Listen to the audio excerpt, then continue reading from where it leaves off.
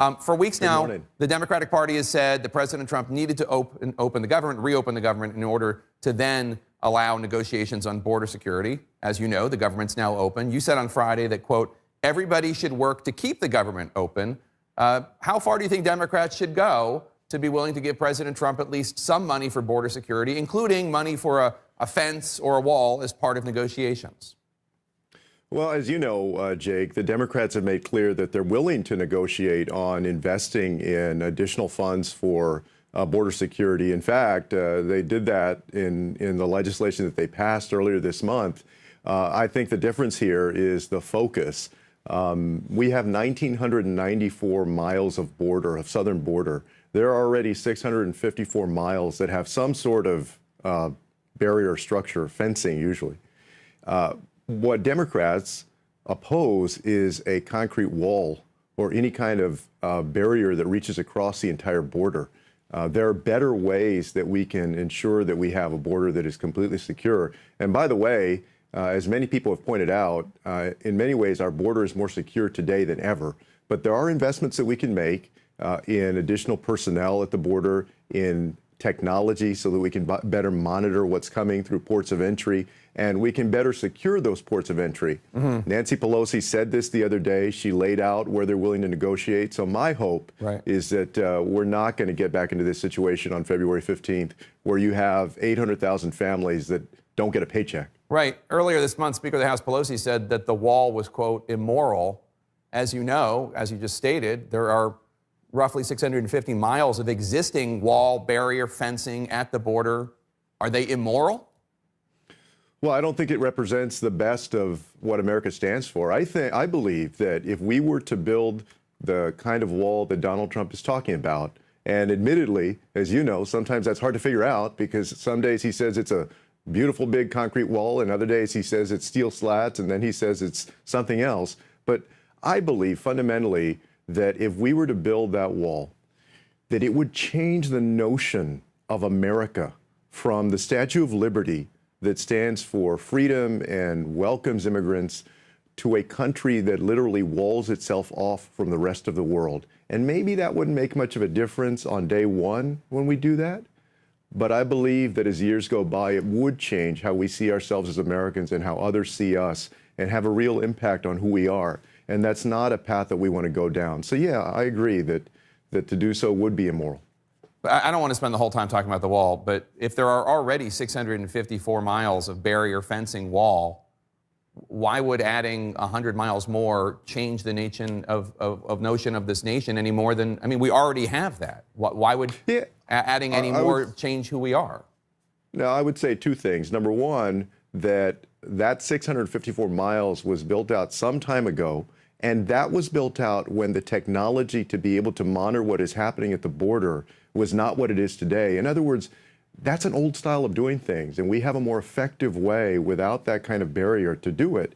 The other argument that people have made that I believe is true is that we've addressed where you might argue that, okay, you need a physical structure, a physical barrier. Well, that was addressed in those 654 miles, and that's not the case for the rest. Let's move on to your presidential campaign. You have laid out a very ambitious agenda. It includes a Green New Deal. It includes Medicare for all. Obviously, you'll need to raise revenue to fund some of these priorities.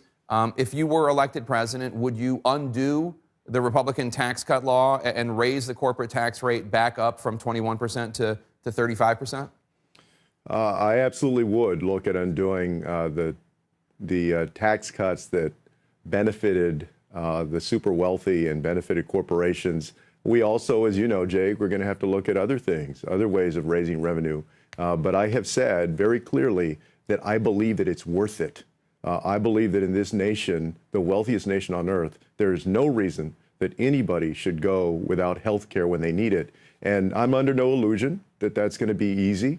And during the course of this campaign, I look forward to putting forth a plan on how we would pay for that, because I do think that Americans deserve to know from candidates for president how they're going to do that, even though I will point out, as y'all have seen, that Donald Trump went through an entire presidential cycle, not only not releasing his tax returns, but never telling the American people how he was going to pay for anything or what his plans were.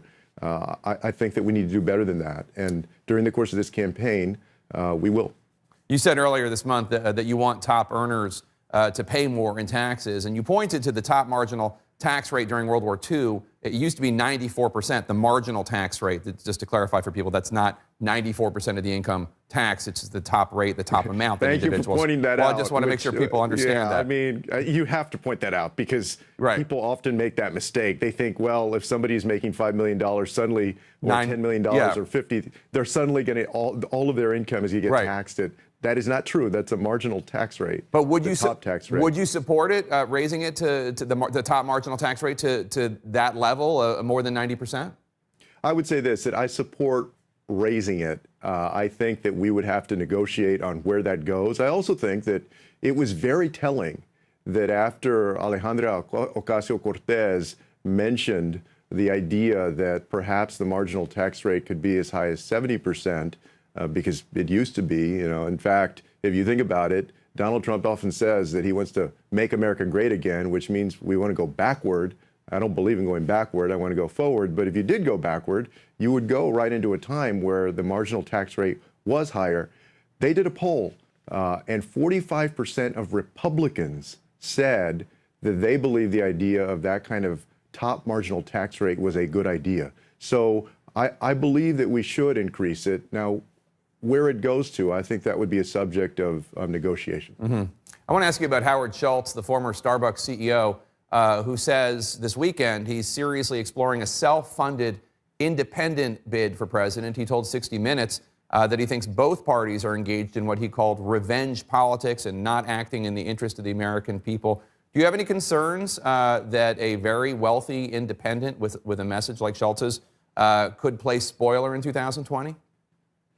Well, yeah, I mean, first I would say that I have a tremendous respect for Howard Schultz. When I was HUD secretary, I had an opportunity to visit with him. I know that he's done some impressive things in business. Obviously, if he runs, it's going to make an impression on the race. But I do share that concern. I have a concern that if he did run, that essentially it would provide Donald Trump with his best hope of getting reelected.